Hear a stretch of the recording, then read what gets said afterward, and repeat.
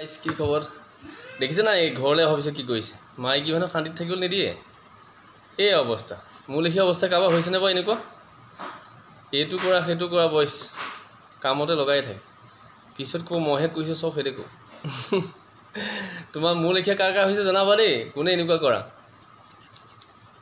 মোৰ লগত দেখিছেনে বাৰু কেনেকুৱা আইন বিৰুদ্ধে কাম কৰিছে এক ছেকেণ্ড থাকিব নিদিয়ে এইটো কৰিব লাগিছিল সেইটো কৰিব লাগিছিল আমুকটো একো নহ'লে কয় আলু বাকলি কাটিব লাগিব বাকি মোৰ লেখীয়া কাৰ কাৰ হৈছে জনাবা দেই মোৰ লেখীয়া কোনে কোনে ইমান শাস্তি খাইছা আসলে শাস্তি নহয় বাৰু মই মজাক কৰিছোঁ ধেমালি কৰিছোঁ অলপ